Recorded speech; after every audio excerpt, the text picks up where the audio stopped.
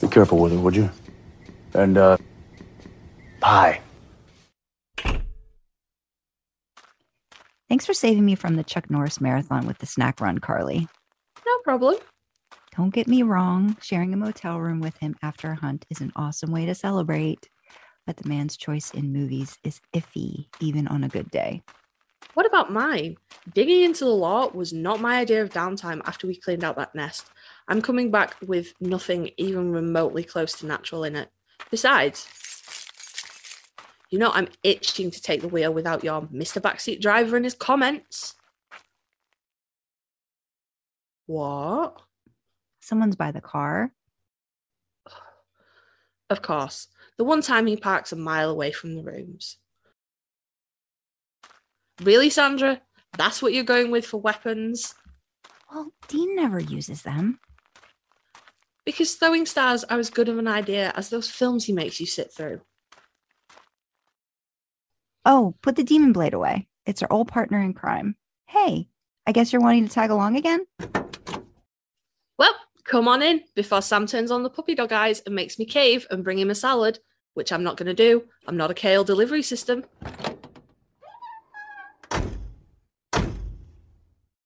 All right. Well, you know Dean's house rules in Baby. Driver picks the music, shotgun shuts his cakehole, and the ones in the back enjoy the ride, idling in the Impala. Hope you like meatloaf. For a snack? Music, Sandra. Music.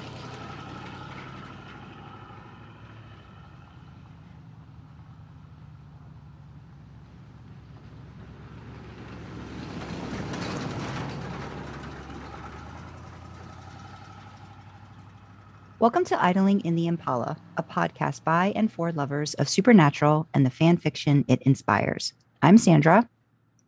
I'm Karlee. And today, this episode, we thought we'd bring you some of our thoughts on some of the themes that run through the Supernatural show. For this first episode, we thought we'd have a chat about the themes of family that run through Supernatural. So the family you come from versus the family you make for yourself in life. Can't promise it won't get a little bit heavy, but we're going to try and keep it light. So I suppose starting this one off, Sandra, probably if we give like a brief detail of the kind of family we come from, and then we can look at drawing some parallels between our families and the boys and where we go from there. So I'll go first. Okay. I'm Karlee. I'm an orphan. I lost my mum very young. I was in my very early 20s. No dad, only a stepdad who is, God love him, not great at being a dad. So that's kind of where I'm coming from with the family that I come from. And I suppose before I get into where I fall in the line, Sandra, you want to fill us in on your side? Sure. Yeah. Because we are definitely going to get all sorts of heavy, I think, whether we want to or not. We'll try. Yeah. So I guess I've sort of been the assistant or part of a family dynamic where my mom was very young when she married my father, came over from Italy. They had a rough go of it, separated maybe 3 years in, and that was around the time when I'd come along.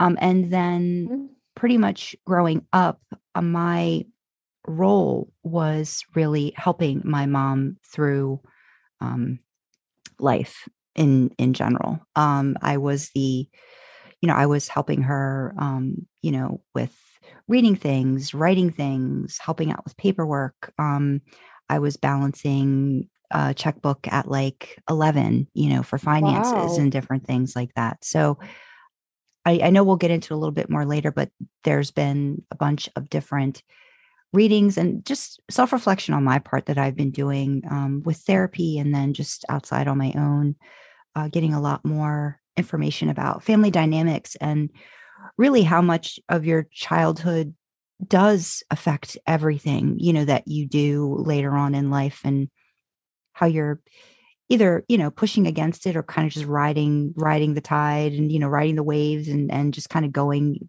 back and forth with it. So yeah, I've been very much the helper, the one that gets stuff done, the one that people come to for help, assistance, the fixer, maybe that might be a good, the listener, not maybe as much the doer, but I've really made a concerted effort to sort of like break out of that and do more for what do I want as a person. And that really hasn't started. I could say it's been maybe the past 10 or 15 years where I've really started challenging that more.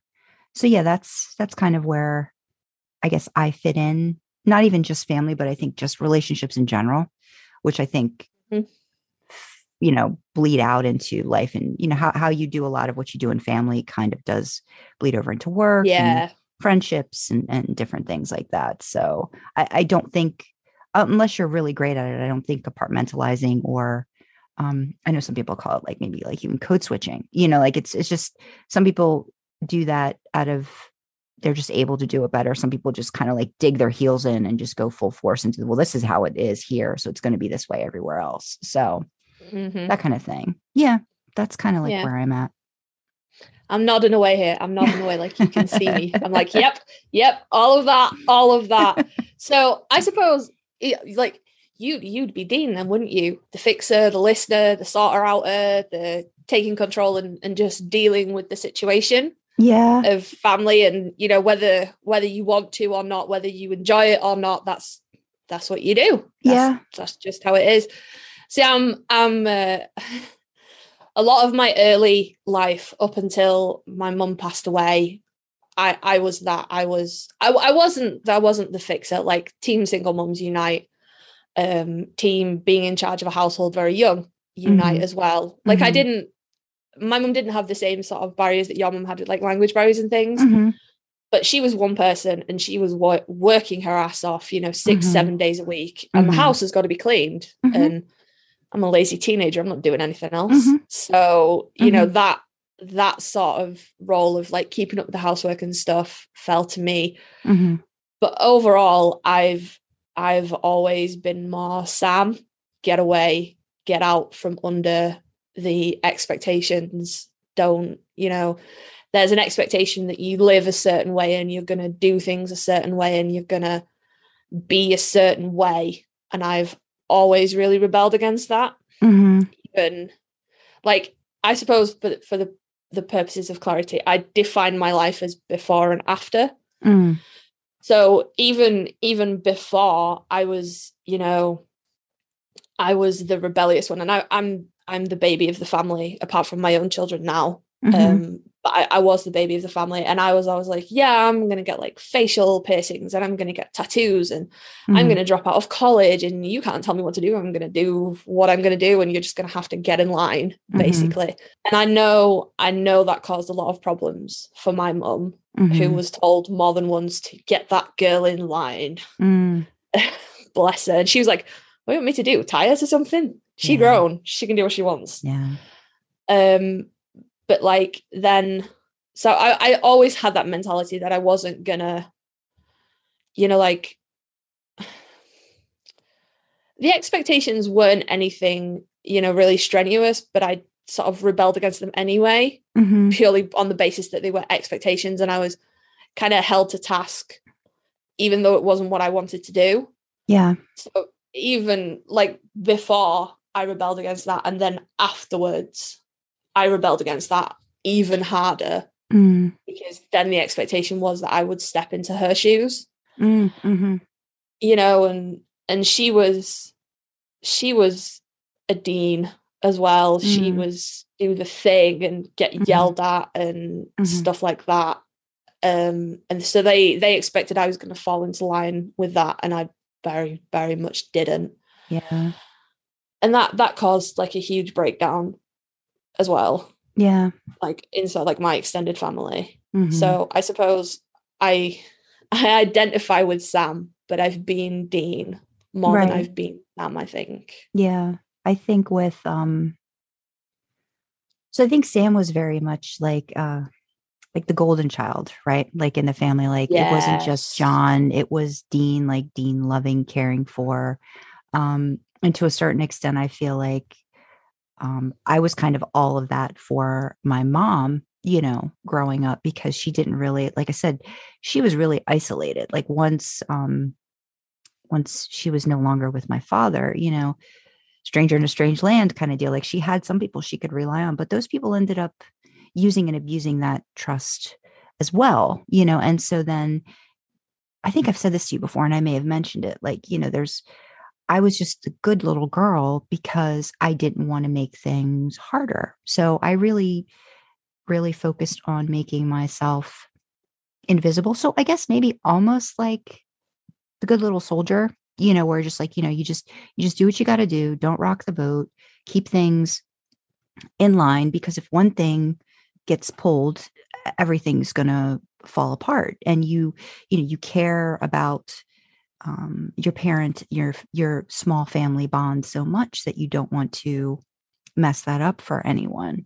And so I think that's where I came from, growing up at a very, very young age, and thinking about, what my being given a lot of information, probably more information than necessary about family dynamics and what's going on. And I think that that's what Dean was given. Dean was given all of the information, all of this is what life is for us, and shielding it from Sam. Now, I was an only child up until I was 17. And then, I have a half brother from my dad's second marriage. So I was just kind of like, I was it for my mom. It's just like, that was it. That was all. That's what she relied on.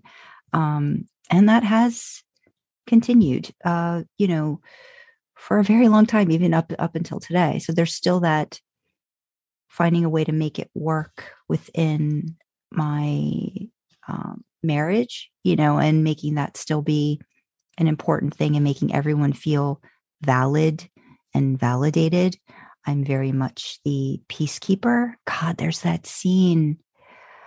Maybe that's why I kind of like didn't want to focus on Dean so much, because for so many seasons, like we talked about, I really didn't look at him really, I think, until maybe like season 6, because I feel like there was so much similarity. But like there's that one scene where it's in season 1, like when Sam and John are back together and they're pulled off to the side of the road, and he's in the middle just trying to get them to listen to each other, just to slow it down, just to, not go at each other. And I remember seeing a saying of, I wasn't, the only reason you thought I was the good little kid growing up is just because I didn't want to rock the boat. Like, it doesn't mean I didn't want to rebel. I didn't want to do things just for me. I just didn't do them because I didn't maybe feel like I was worth enough, that I had anything other to offer. Growing up, I was the shy kid. I was the invisible kid, where I think Dean had the bravado, right? Like he had the armor. He had a different armor. Like I had an armor where don't see me.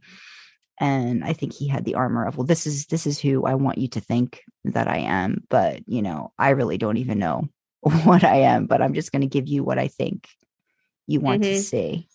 Like kind of like After School Special, where we see Sam and Dean in high school, and Dean's, that scene near the end where he gets caught with the other girl and she's like, "Oh, I feel sorry for you." And he's like, "No, I'm a hero. I saved the world." And but you can see he's just a kid who's just trying so fucking hard. Yeah. Yeah. And I know we talk about, John Winchester's A+ parenting and all of that. But I think like honestly, like on more self-reflection, like it and something like, I've just had to, come to terms with in therapy is that, our parents are human first and foremost, and they're going to make mistakes and they're going to do the best that they can in certain situations and scenarios. And though I don't agree with everything, John did growing up. And I still think, that I will still say, I think Dean got the shitty end of the stick time and time again. Oh, yeah. In that scenario, that I know he was probably doing it out of like desperation. This is all I know how to do, and I don't know how to do it any different. And, he could he have like, reached out to other people and, Could he have had that enlightenment, moment? Sure. Did he have it? No. This is what ended up happening with Dean. But there's a thing that, and actually I've like been reading about this for a while and like I love watching YouTube self-help videos. They're just so great. But there's there's parentification, where you basically take your child becomes part of your, like just becomes a part of the parent dynamic, like whether it's with another sibling or just like being that partner, for the adult. Mhm. And, it doesn't have to be nefarious and awful and nasty and icky, but it becomes a thing where, you rely on a child for things that you really shouldn't, and I don't, there's emotional, there's like duties, like, or just like helping out, doing things he shouldn't have been doing, at a really young age with Sam that he was forced to do.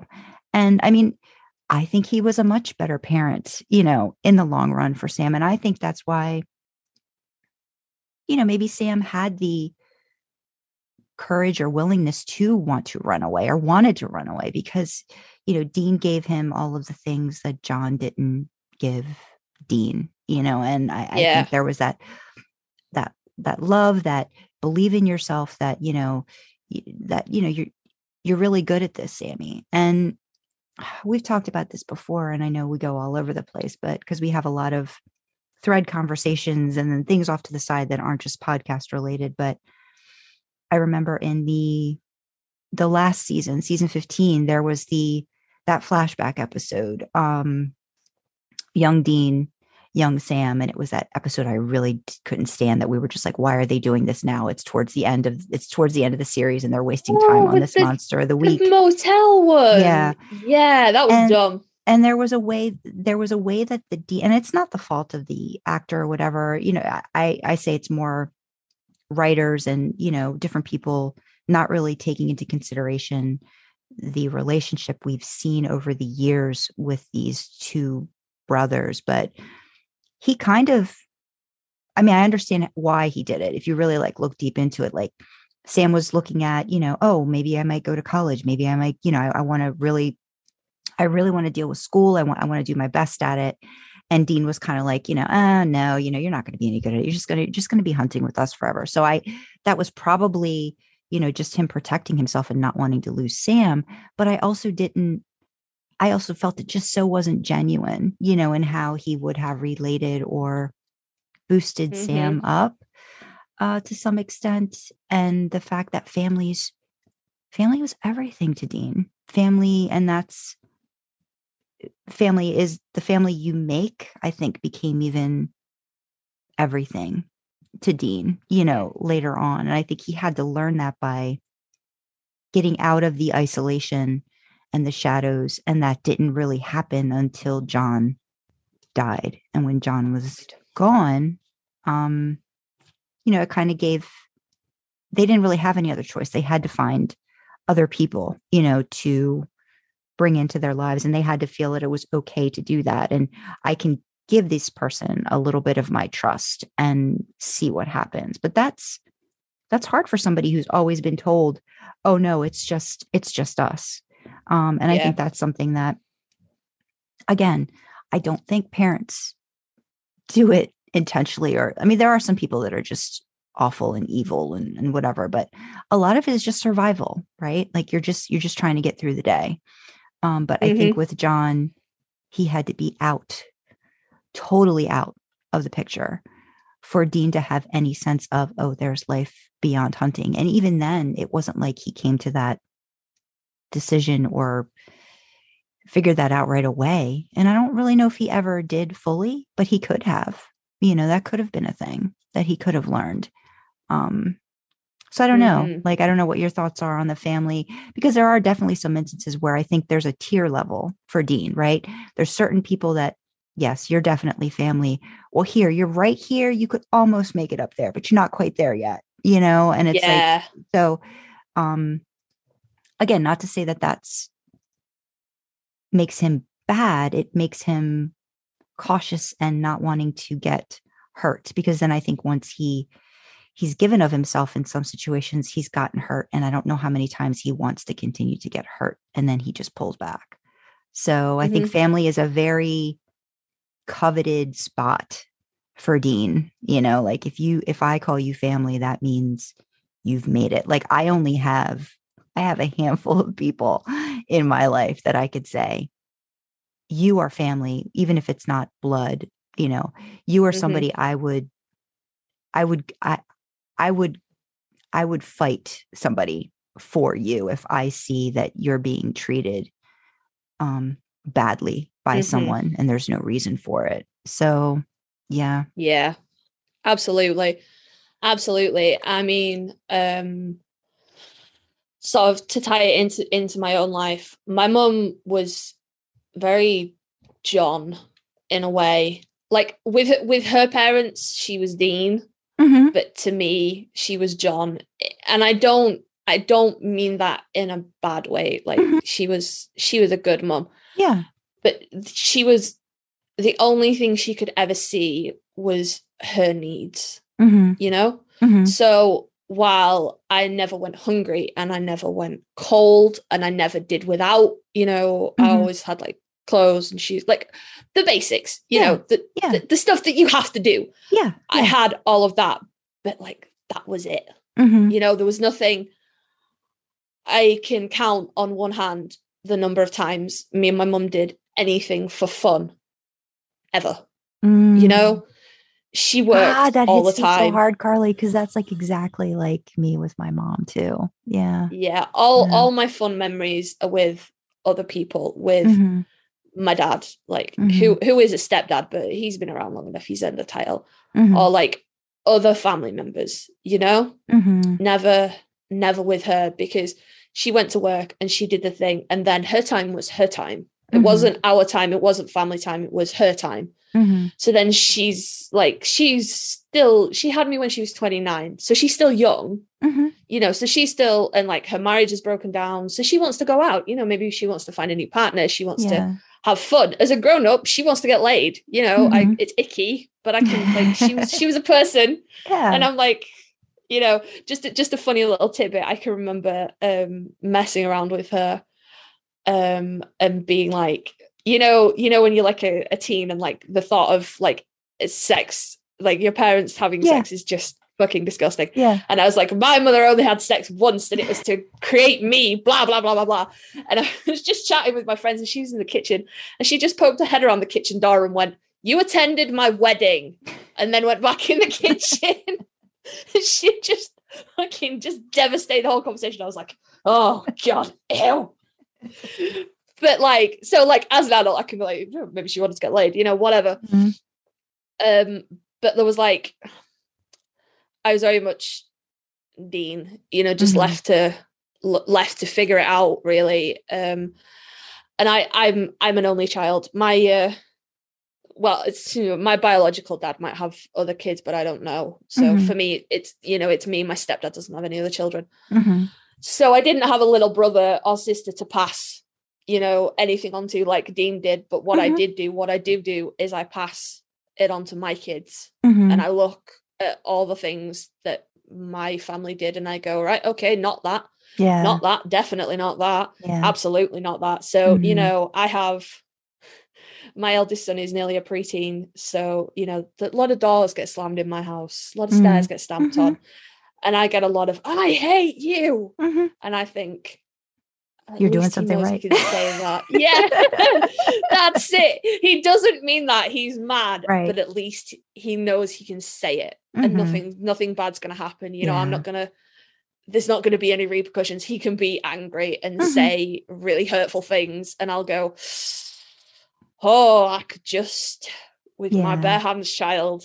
And then we go away when we calm down, and it's, you know, so I kind of feel like you were saying, like, Dean put everything John didn't do for him into Sam. I think I do the same things with my kids, like even down to really little things. Like I tell my kids I love them every day, every single day. And I'm like, I know I exchanged I love yous with my mom, but I couldn't pinpoint it.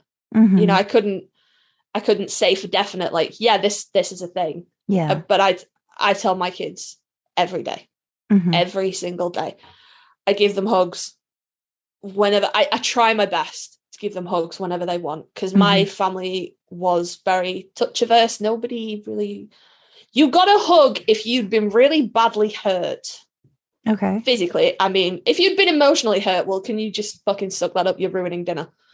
But if you'd been physically hurt, you would get a hug, and then you would be told how stupid or clumsy or whatever you'd been. I remember falling over on the way to work. It was snow at a time when the UK, we really didn't have snow at that time, and nobody knew what to do. And I fell on the way to work, and I ended up breaking a small bone in my wrist.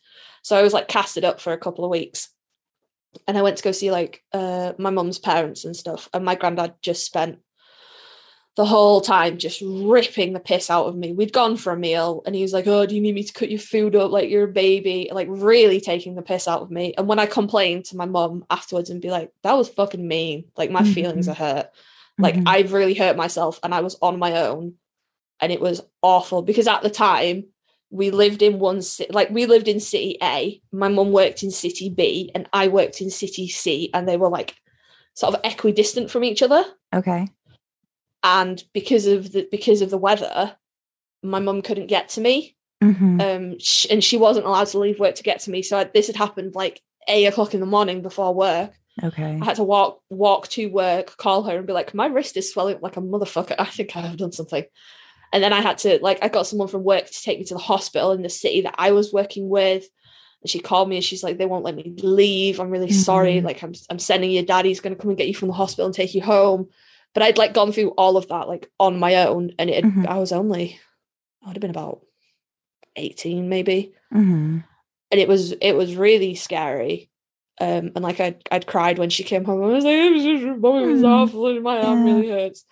And then he just fucking took the piss out of me. This is a couple of days later.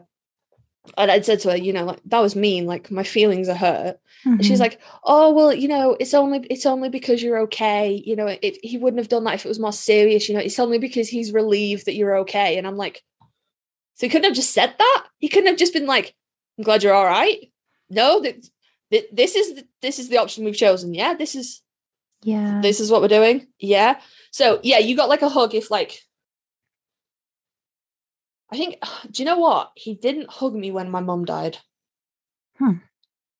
If that tells you, you, Sandra, anybody listening, that's the kind of family dynamic I come from. Yeah. My mum died and he didn't hug me. He came up behind me and he put his hands on my shoulders and he squeezed my shoulders really hard and he was like, it will be okay. And that was it. So I hug my kids as much as I possibly can. Yeah. I'm quite touch averse myself, but if they want a hug, I'll grit my teeth. I don't want them to know that I don't want them to touch me. They can have all the hugs they want. I tell them I love them every day. I tell them I'm proud of them. I tell my oldest boy, I don't care what he does with his life as long as he's happy. I try my level best not to put any kind of expectations or pressure on him. I just want him to do his best. You know what I mean? Because I don't ever want him to feel like I felt that he's so stuck. He needs to run away from all of it. Yeah. Yeah. I don't want him to feel like he needs to make bad choices and rebel just to feel in control of his life. Yeah. So yeah, I don't have siblings to pass that on to, but I do pass in the same way Dean took all the things John taught him and didn't teach him and passed them on. I do the same with my own kids. Yeah. I think my mom, so Italians, hugs, kisses, that kind of thing. But I know the saying, I love you, she did that a lot more. And talking to her now as an adult, she said, she made the decision to do that because, her parents really didn't, say, I love you, as often. But I remember always hearing I love you and getting the physical attention again, Italians do the double kiss, they do the hugs, they can't help it. Some people look at you like you're crazy when you go in for a hug, and it's like, oh, okay, wait, you guys come from a different culture or background. Oh no, wait. I was like, we don't do that here. We don't do that. Okay, we don't do that here. Because I had some friends growing up where like you'd go to someone's house and like you just on principle, it's like, oh, I'm gonna give you a hug, and like you could see their faces like deer, like oh my god, what are you doing? It's like, okay, like, and I'd have to like prep mom, like, mom, they don't do things like, we do things, so just don't alarm anyone, like, when you do that. But when you were talking about not doing anything fun, I think for my mom it was more fear-based.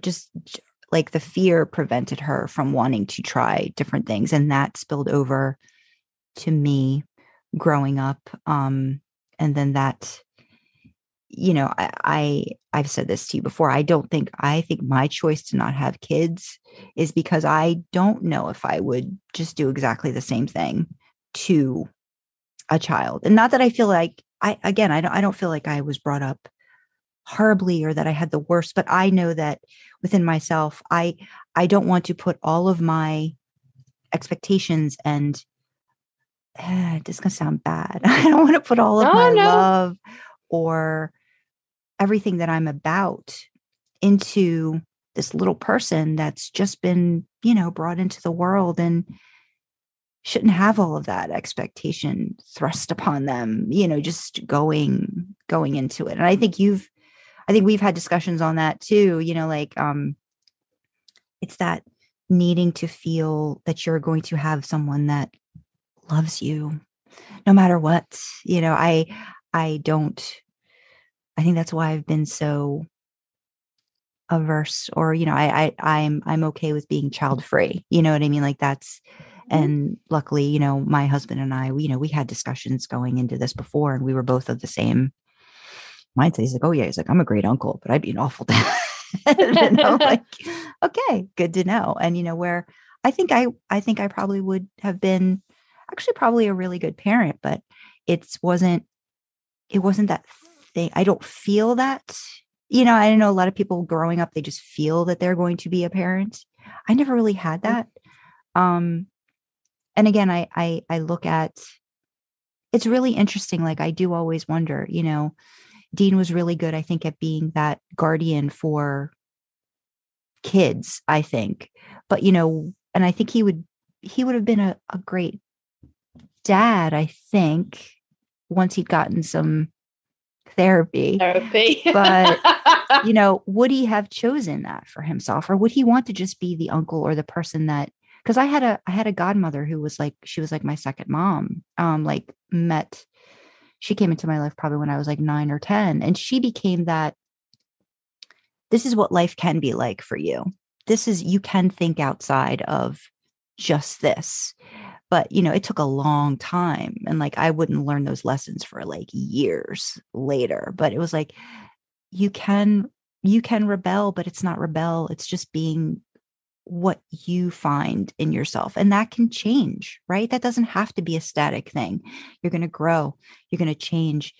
The people that you surround yourself with, family, you hope will be okay with you no matter what you choose to do or become, because at the base, it's what's inside that really, really hasn't changed.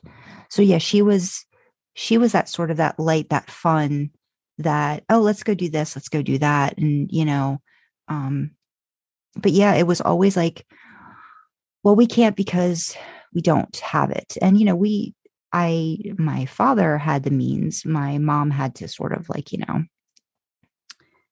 beg him, for the means, for the help. And she worked really hard, didn't make a lot of money. And that became, well, you've got to be smart about your choices. And, and then growing up, it's like, well, I'm good with my money, but I want to use my money towards something fun, and she's never really it's always that fear, and that's that anxiety. And that's something I've always had to work with. And I do wonder like how much fear Dean had of being abandoned, being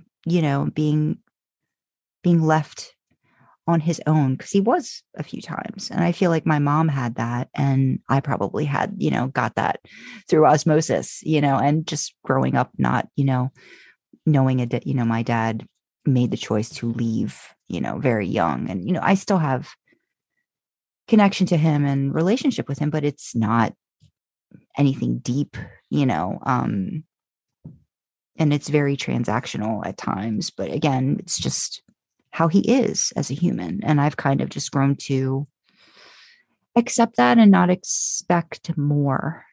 I think when your expectations of people go beyond what's reasonable, then you need to do the self-reflecting, and be like, okay, what can I expect from this person? And I think that might be what Dean had to come to terms with Sam. Like, what is he expecting out of Sam? He can't be there for him all the time, and this means like Sam can't be there for Dean all the time. And if you keep saying, I want you to have this apple pie life, you got to let him have the apple pie life. And I think they struggled with that over and over and over again. And the codependency and all of that wasn't the best. Yeah, absolutely. I mean, something I live by now, and it's a lesson I teach my kids, and it's something I repeat to my friends when they're having issues, is you can't change people, you can only change you.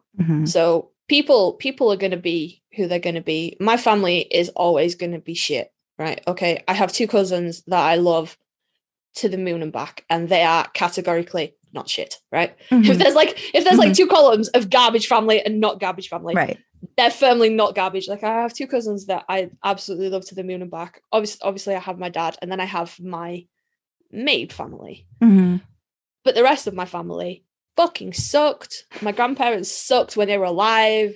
My mum's sister, who will never be called my aunt ever again, she sucks. My mum's other sister, she skirts the line. Like, she gets the aunt title, but sometimes she's kind of pants too. But then she's got a lot going on in her life, so it's swings and roundabouts. But like, one thing, like, I tried to live by it before, but it really, really hammered into me after. Because I was 22 when my mum died. I was 22 when I had a 2-year-old.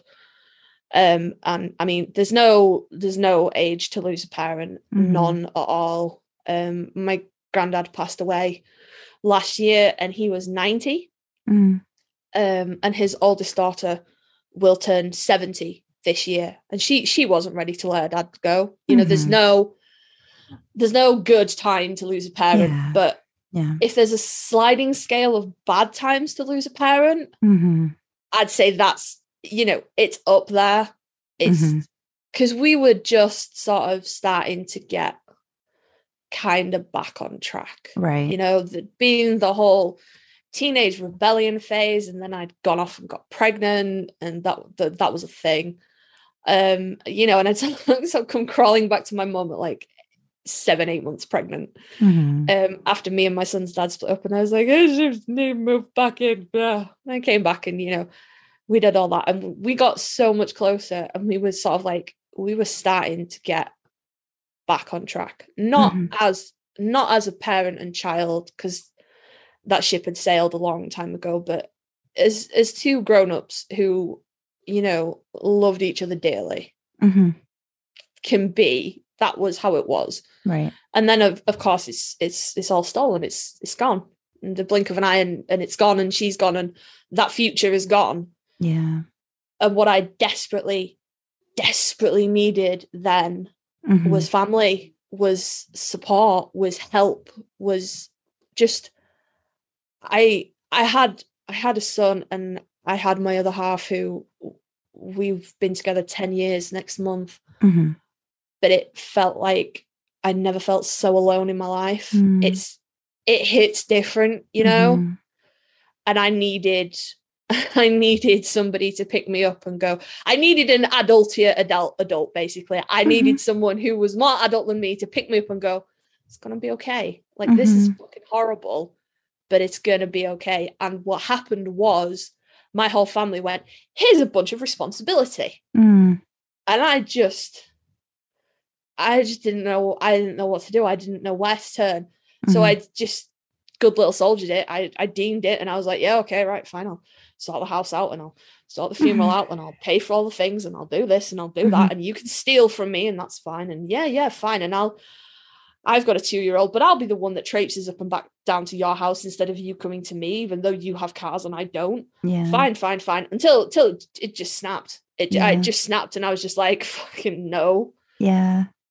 But like what I've realized in that moment, I so desperately needed support, and it wasn't forthcoming from the people who had the ability to help me, and they didn't, and they made my life 10 times harder. And I was like, well, they're not going to change. They're not going to be who I need them to be.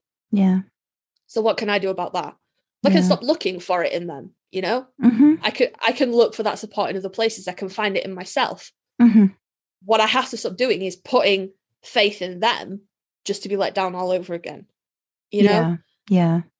They're not going to change. So I have to change. You know, I have to manage my expectations. I have to, you know, think about how I'm going to act going forward. Yeah. And as it turned out, that didn't go down so great. That my decisions there to be like, no, kind of resulted in me being the dickhead of the family, which I feel is a bit unreasonable because I was a baby who lost their mum. You know, like 22, that's a fucking baby. Yeah. That's not a people, that's a baby. Yeah. Like it wears adult clothes. It thinks it's real, but that's a fucking baby of a human. You stop that. Yeah. You know? Yeah. Then I'm the asshole now. I'm the asshole that doesn't ring Granddad. Granddad owns a phone. His phone dials out, but I'm the dickhead, you know? Oh, yeah. I get that all the time.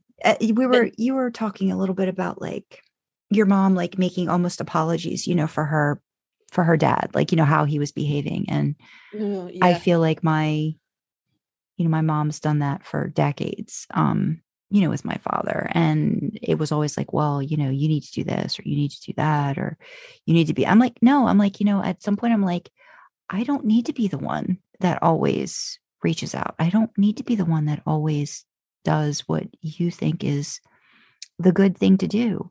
Sometimes it's okay to be the asshole. Sometimes it's okay to be the villain in someone else's retelling of a story, because chances are you're already the villain anyway. And I would rather not have to continue to extend and be exhausted by being the support for everyone you're talking about. And I was curious because I mean, I know it's fictional and it's in no way the same, but just the fact that Sam lost John at that same age, right? Like 22.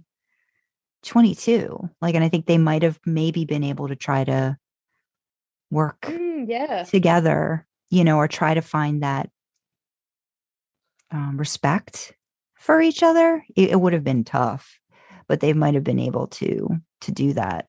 But again, like Dean just kind of like doing the support thing. But yeah, no, I just know I have like few people in my life that are like the ride or die, you know, like people in my life that, you know, if I knocked on their door and, you know, I'm like, I killed somebody, you know, they're like, okay, I'll help you bury the body, you know, and that's kind of it. Like that's where I consider those people to be everything, you know, to me, that they're the ones that see all of me, good, bad, bitchy, all of that stuff. And I don't have to worry about judgment.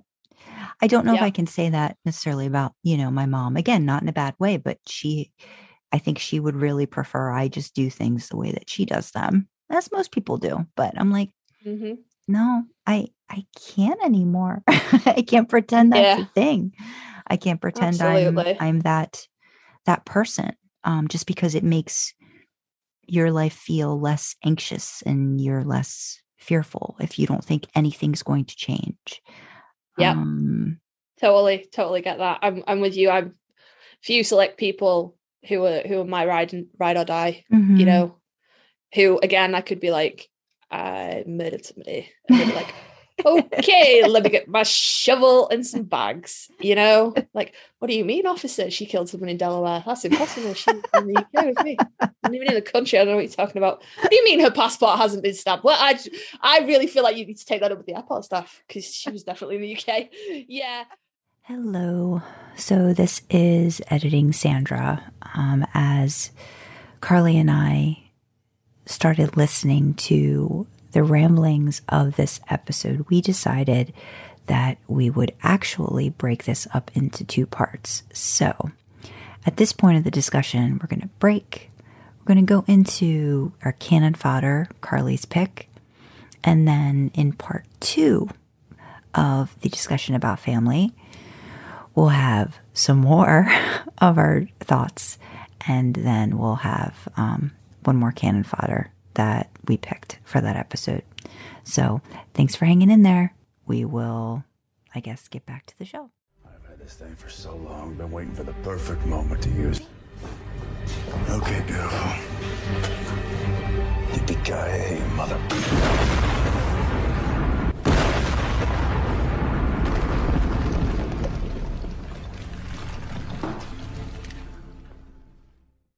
This next fic recommendation from Karlee is by the author There Must Be a Lock. I will say right off the bat that I enjoy a lot of There Must Be a Lock's work as well.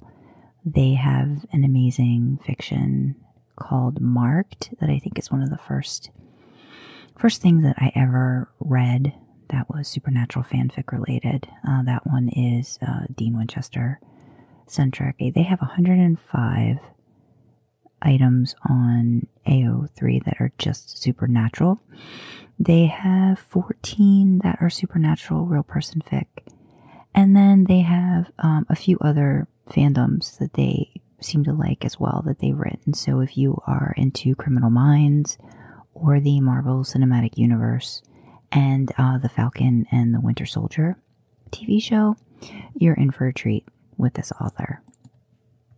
The title by There Must Be a Lock that Karlee has recommended is called Blood Buzz.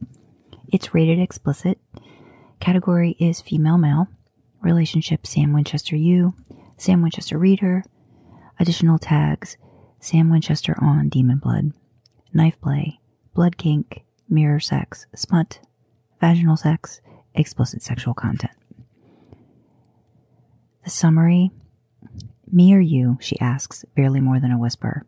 She's staring at him, and that's definitely not fear in her eyes. It's not fear, and it's not revulsion, even though Sam deserves both. Me. She nods jerkily and takes the blade. Sit in the chair for me? I don't want blood on my sheets. He strips down and sits. It's the chair of her little dressing table, so Sam's facing the mirror, and his reflection is glassy-eyed and flushed. He looks almost as fucked up as he feels. Notes, title, and inspiration from Blood Buzz, Ohio, by The National. Long time no see, Sam, she says softly. She smiles as she lets him in. It's sweet. She's sweet. It's been a while. He forgot how sweet she can be. Sam's having second thoughts.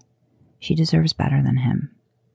They've always been so rough with each other that it still surprises him how tender she can be. How beatifically she smiles when he runs his fingers over the bruises afterward. This is new, though, and he thinks it might push the limits of what she likes. He shouldn't ask her for this. It's not too late to back out. He could ask Ruby. He knows she'd like it. She'd use it against him, though, with her smirk and her sneer. She'd tell him how f***ed up he is. She'd tell him it's what he deserves, and that's too close to the truth right now. He's not sure he wants to hear it. He goes to the bathroom, pulls out the flask, takes a long pull.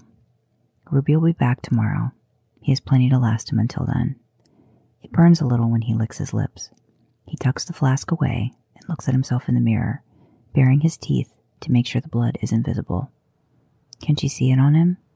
Does she know that he's not the same Sam she met 2 years ago?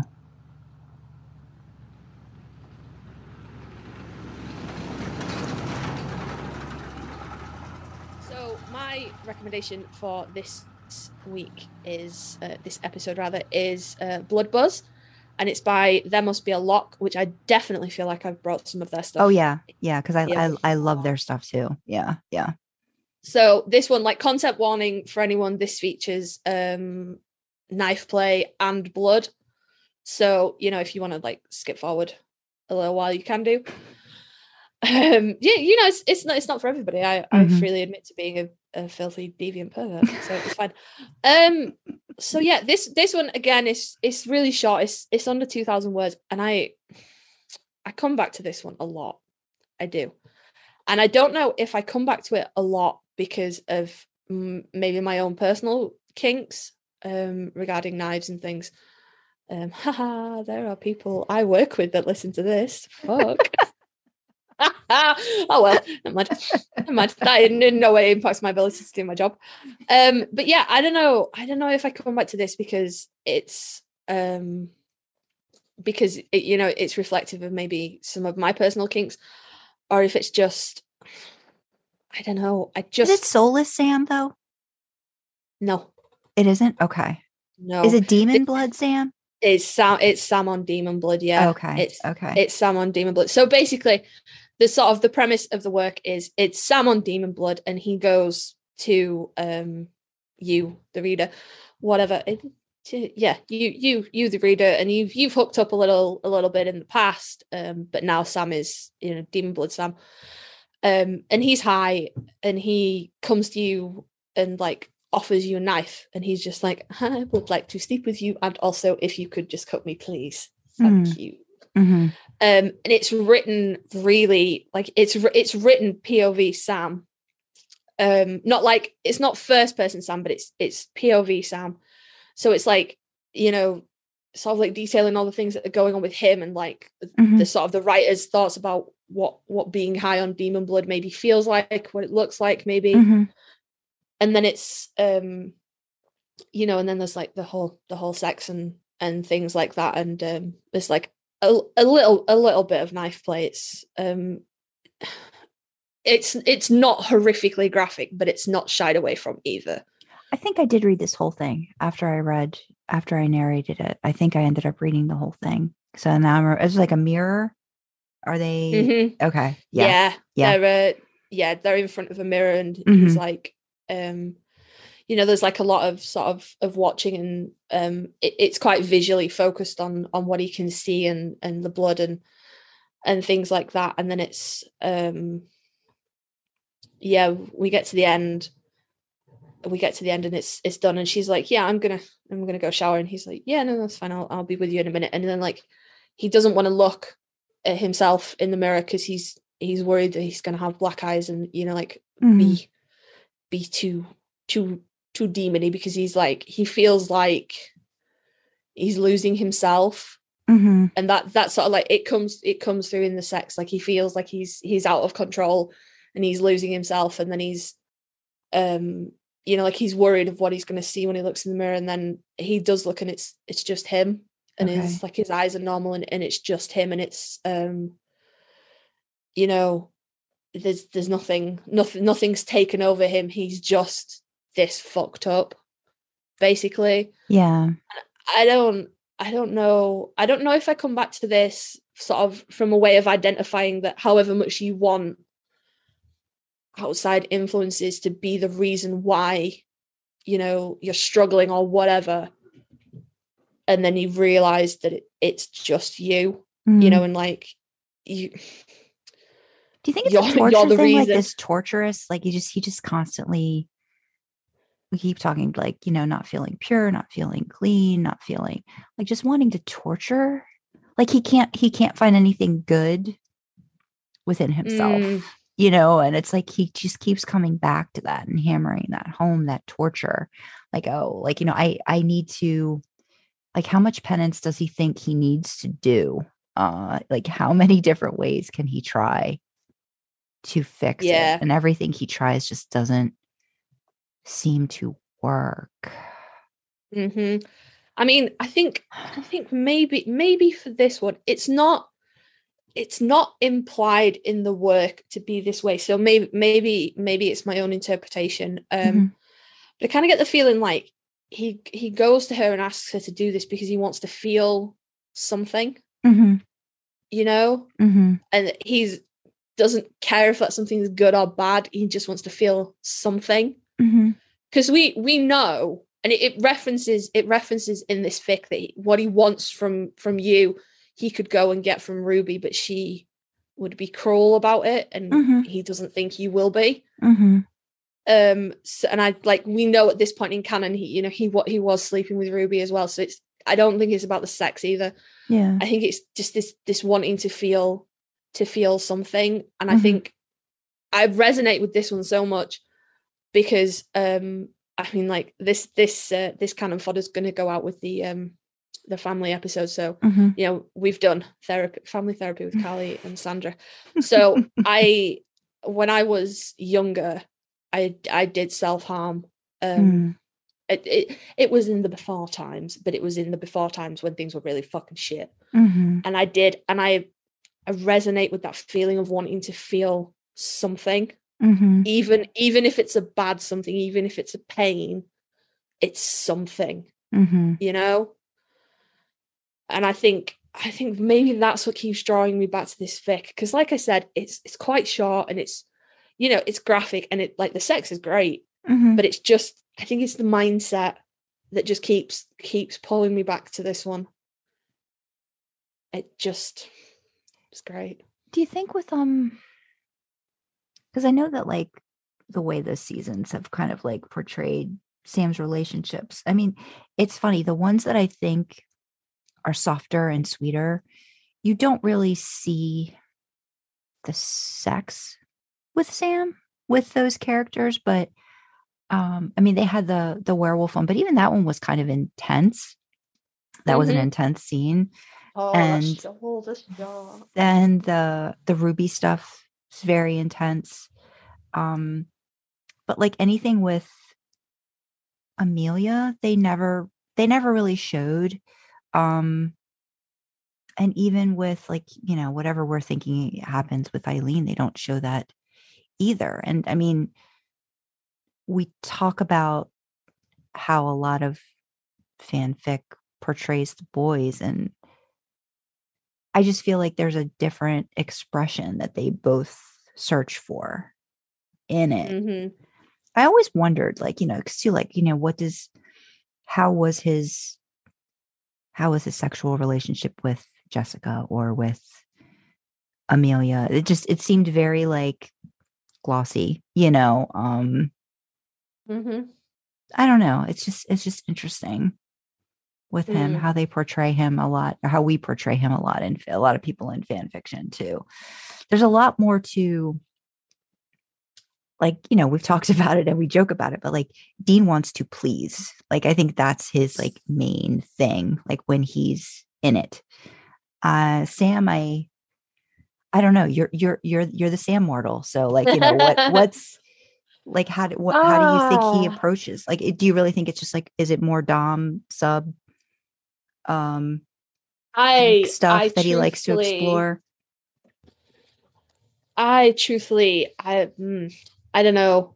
When I explore it in my own stuff, I can very easily see it going either way. To answer your question about Jessica, I think it was probably quite vanilla, because he was trying to be a certain kind of way at that time in his life, wasn't he? And he was like, yeah, no, come from a perfectly normal family, shut up. It's fine.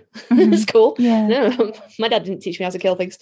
Yeah. So I think it probably would have followed just like any kind of normal, just a bog standard normal relationship. And then again, maybe with Amelia, he was trying to have a normal life.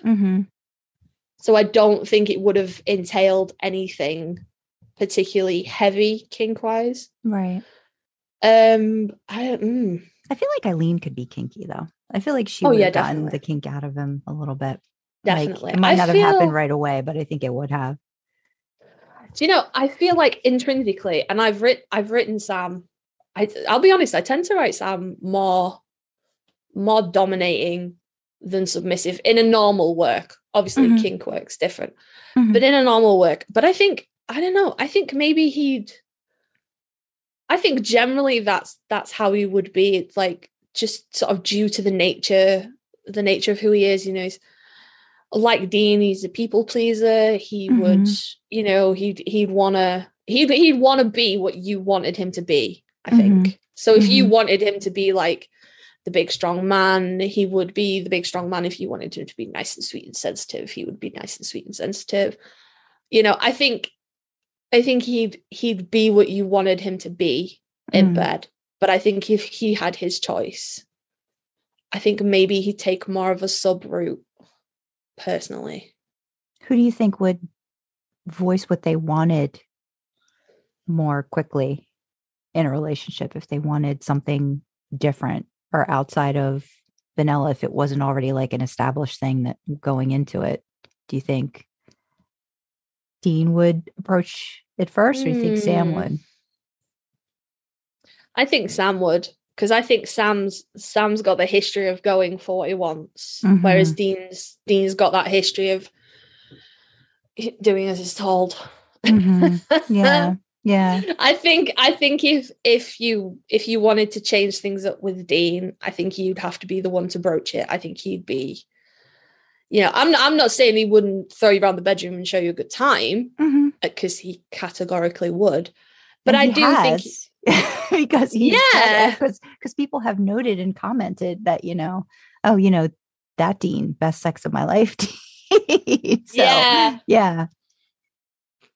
Mm-hmm. And then there's that scene with that shirt and the witch. Mm-hmm. The scene with the shirt and the witch, you know.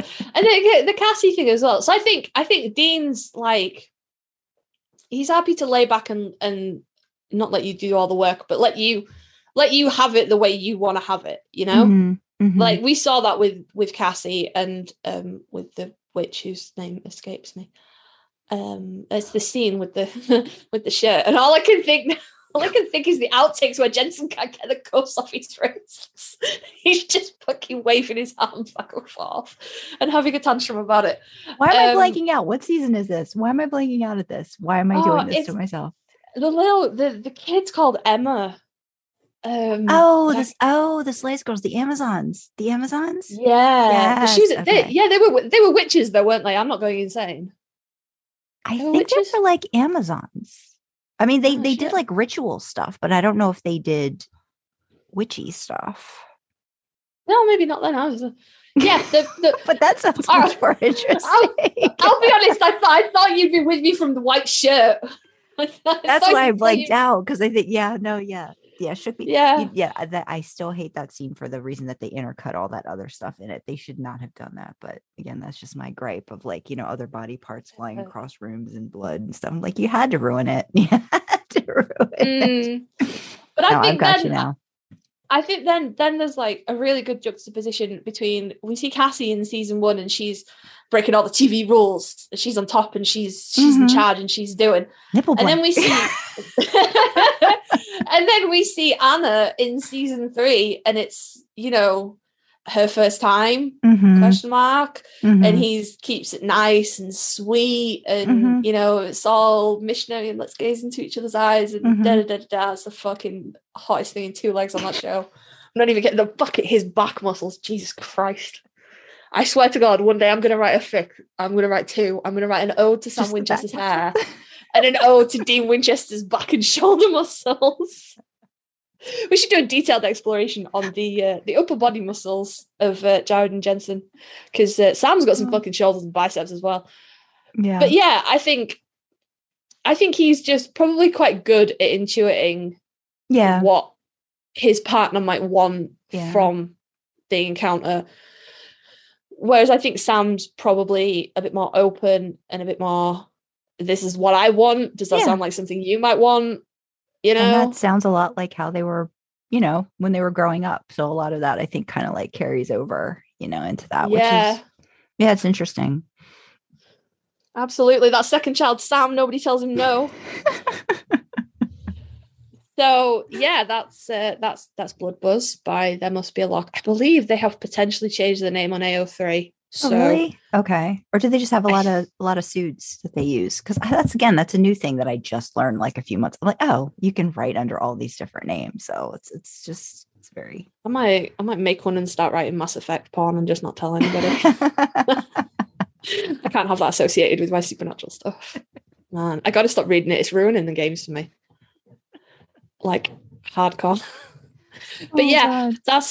That's Blood Buzz, and if there has been a name change or a pseudonym or something, the link will still be in the description. Okay. Anyway, if you go check it out and give some love to your authors, as we keep asking you to do. So thanks again for listening, and we are going to wrap up part 1 of our family theme episode. If you would like to reach out to us, you can email us at idlinginttheimpala@gmail.com. You can also reach us on Twitter. It's idlingin Impala. You can find me on AO3 under Drasna, Drasna. On Twitter, I am Kyle Writes. That's SKYLEWRITES. And you can also reach out to me on my website at sandrakyle.com, where you can read some of my original fiction. I don't have my partner in crime with me for this outro, so I am going to give you Karlee Karma's information. You can find them on AO3 and Twitter with the username Karlee Karma. That's K as in Kilo, A as in Alpha, R as in Romeo, L as in Lima, E as in Echo, E as in Echo, and Karma as you would normally spell it. This go round, she's the organized one. I am the agent of chaos. We thank you for listening. Take care.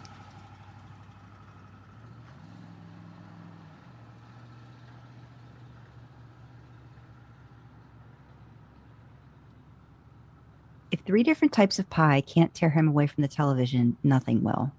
God, I hope the movie's done by now. All I know is I am deserving of some hair care tonight. By hair care, you mean running your fingers all through Sam's. Absolutely.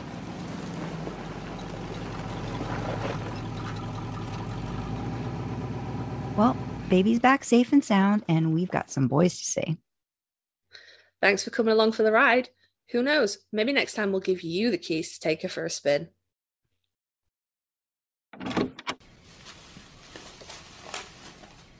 Where's the pie?